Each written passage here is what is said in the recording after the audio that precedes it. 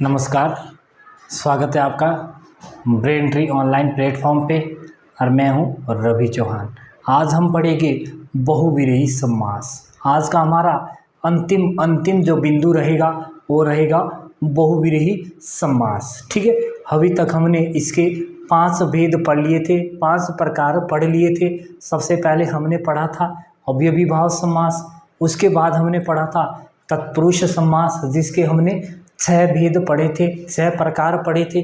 उसके बाद हमने पढ़ा था कर्मधारय समास और उसके बाद हमने पढ़ा था द्विगु समास। द्विगु के बाद हमने पढ़ा द्वंद्व समास और अंतिम जो बिंदु है वो है हमारा बहुविरेही समास। कौन सा है?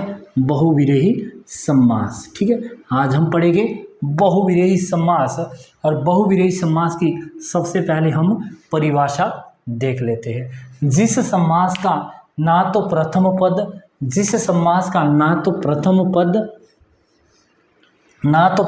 पद और ना ही दूसरा पद, ठीक है, ना तो प्रथम पद और ना ही दूसरा पद प्रधान होता है। ये क्या है? पहला और दूसरा दोनों ही पद इसमें प्रधान नहीं होते। जो हम पीछे से लेकर अभी तक पढ़ते आ रहे थे कि पहला और दूसरा पद और उसके बाद पहला पद जो समास के प्रधान होते हैं उसमें पहले पद अगर संख्यावाचक है तो उसमें क्या है? द्विगु समास है। दोनों पद प्रधान है तो द्वंद्व समास है। उसके बाद हमने अब अंतिम जो बिंदु चल रहा है हमारा वो है बहुविरेही समास। ठीक है, बहुविरेही समास। और जब दोनों पद इसके उपप्रधान रहते हैं और दोनों पदों को छोड़कर ये एक तीसरे पद की ओर संकेत करे तो उसे क्या कहते हैं? हम बहुविरेही समास कहते हैं। ठीक है, प्रथम पद और द्वितीय पद दोनों पदों को छोड़कर जहाँ एक तीसरे पद की ओर संकेत किया जाता है उसे क्या कहा जाता है?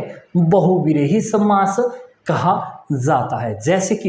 जैसे कि हमने यहाँ पे उदाहरण लिख रखे हैं और इन उदाहरणों को आपने बहुत अच्छे से समझना है। अगर कई बार एग्जामिनर या फिर उसमें प्रश्न पूछने वाला आपको फंसाने के लिए बहुविरेही समास से बहुत सारे उदाहरण पूछता है। ठीक है, सबसे पहले हमने निशाचर समस्त पद है इसका पद और यह है विग्रह। ठीक है, समस्त पद और विग्रह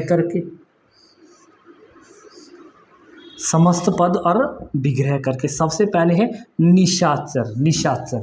ठीक है, निशाचर समस्त पद है यहाँ पे निशाचर, जिसका आगे हमने जब इसका विग्रह करना है तो विग्रह करके निशा में विरेचन करने वाला कौन होता है? वही रात को चलने वाला। बात की जा रही है यहाँ रात को चलने वाले की। ठीक है, किसकी बात की जा रही है? रात को चलने वाले की। तो क्या है? इसके दोनों पद निशा में विरेचन करने वाला। ना तो निशा कुछ बता रही है और ना ही विरेचन कुछ बता रहा है। दोनों पद इसके क्या है? उपप्रधान है और दोनों पद अपनी विशेषता नहीं बता रहे हैं और एक तीसरे पद की ओर संकेत कर रहे हैं। तो इसे हम क्या कहते हैं? बहुविरेही समास कहते हैं। इसी प्रकार दूसरा जो इसका उदाहरण है गजानन। ठीक है, गजानन। ठीक है, गज जैसे आनन वाला। ठीक है, गज जैसे आनन वाला किसको बोलते हैं?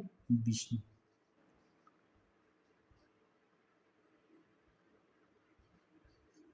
ठीक है, विष्णु भगवान को बोलते हैं क्या? गज जैसे आनन वाला विष्णु। ठीक है, उसके बाद है नीलकंठ। यही बात मैंने क्या है कर्मधारय समास में भी बोली थी, लेकिन वहाँ पे क्या है कि वहाँ पे बहुविरेही समास नहीं पूछा था। नीलकंठ, नीला है कंठ जिसका। ठीक है, नीलकंठ नीला है कंठ जिसका। ना तो नील और ना ही कंठ, ये दोनों क्या है, प्रधान नहीं है अपने आप में। दोनों पद क्या है, विशेषता नहीं बता रहे हैं, एक तीसरे पद की ओर संकेत कर रहे हैं, जो कि आपका शिव जी भगवान के लिए, शिव के लिए, ठीक है, शिव, ठीक है। नीलाकंठ क्यों पड़ा था शिव जी भगवान का, क्योंकि उन्होंने सर्प का विष पी लिया था, इसीलिए इन्हें क्या कहा जाता है, नीलकंठ कहा जाता है। तो दोनों पद क्या है इसके, पहला पद भी और दूसरा पद भी, दोनों पद इसके उप प्रधान है, ठीक है। क्या है, दोनों पद इसके उप प्रधान है। उसके बाद है त्रिलोचन, ठीक है, त्रिलोचन, तीन है लोचन जिसके, ठीक है, तीन है लोचन जिसके, ये भी किसके है, तीन लोचनल त्रिनेत्र, त्रिनेत्र और तीन लोचन अगर पूछा जाता है तो भी आपका शिव भगवान है, शिव है। यह भी एक तीसरे पद की ओर संकेत कर रहा है। तीन है लोचन जिसके, तीन है लोचन जिसके, ठीक है, तीनों लोचन किसके हैं, शिव जी भगवान के हैं, ठीक है। फिर यहाँ पे फिर मैंने आपको एक उदाहरण दिया है महात्मा, और यही चीजें मैंने कर्मधारय में भी बताई थी। लेकिन अगर कर्मधारय ऑप्शन नहीं है तो बहुविरेही आएगा, और अगर बहुविरेही ऑप्शन नहीं है और बहुविरेही उसमें उत्तर कुंजी में नहीं दिया गया है तो आपने क्या है, महात्मा भी एक उदाहरण बनता है। किसका बनता है, महात्मा एक उदाहरण बनता है किसका, एक बहुविरेही समास का। महान है जो आत्मा, महान है आत्मा जिसकी, ठीक है, किसको बोलते हैं, महात्मा गांधी जी को भी बोलते थे, ठीक है, गांधी जी भी एक अपने आप में महान आत्मा थी, ठीक है।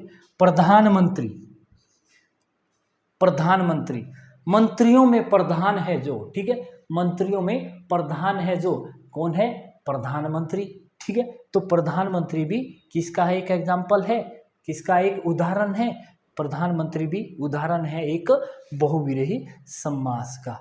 पंचानन, पांच है आनंद जिसके, ठीक है, पंचानन, पांच है आनंद जिसके, ये भी दोनों उदाहरण को क्या है, दोनों उदाहरण को छोड़ के एक, दोनों जो पद है दोनों को छोड़कर क्या है, ये तीसरे पद की ओर संकेत कर रहा है, आनंद को भी और पांच को भी छोड़ के एक तीसरे पद की ओर जा रहा है। तो यहाँ पे भी बहुविरेही समास रहेगा, ठीक है। उसके बाद है महावीर, ठीक है, महावीर भी एक बहुविरेही का उदाहरण है।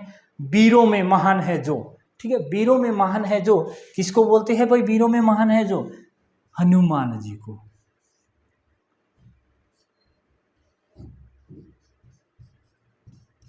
हनुमान जी को वीरों में महान कहा जाता था, ठीक है। उसके बाद है युधिष्ठिर में भी समास आपका बहुविरेही रहेगा। युधिष्ठिर में भी समास कौन सा रहेगा, वही बहुविरेही रहेगा, ठीक है। तो आपने इतना ध्यान देना है, जहां पहले पद का पहला पद भी और दूसरा पद भी, दोनों पद क्या है, उप प्रधान रहेंगे, वहां पे आपका समास कौन सा रहेगा, बहुविरेही ही रहेगा, ठीक है। अभी तक हमने जो पढ़े थे, अव्ययीभाव समास में पढ़ा था हमने, अव्ययीभाव समास में हमने पढ़ा था कि जिस समास में पहले पद में या तो उपसर्ग लगा हो, या फिर पहला पद उसका प्रधान हो, या फिर पहला पद वाक्य की विशेषता बताता हो। लेकिन उसके बाद इसी तरीके से हमने क्या है पढ़ा था, तत्पुरुष समास पढ़ा था, जिसका उत्तर पद प्रधान हो, या जिसका उत्तर पद पहचान बताए, उत्तर पद प्रधान हो, उसमें कौन सा था भाई, तत्पुरुष समास था। उसके बाद जब हम कर्मधारय समास पढ़ा तो उसमें हमने क्या पढ़ा, उसमें हमने विशेषण और विशेष्य पढ़ा, और उपमान और उपमेय पढ़ा, ठीक है।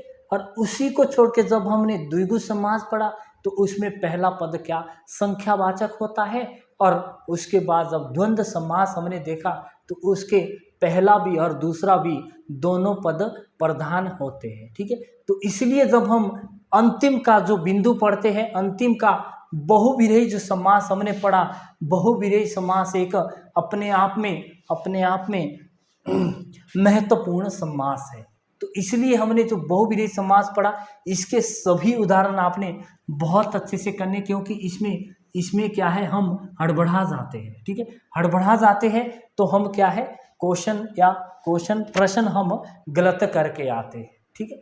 तो आपने ध्यान देना है कि बहुविरेही समास में हमने क्या पढ़ा कि जिसके दोनों पद, ना तो पहला पद और ना ही दूसरा पद, दोनों पद उपप्रधान होते हैं और एक तीसरे पद की ओर संकेत करता है, उसे हम क्या कहते हैं? बहुविरेही समास कहते हैं। ठीक है, तो समास का जो बिंदु था वो हमारा खत्म हो गया है। इसके बाद अगला हम बिंदु शुरू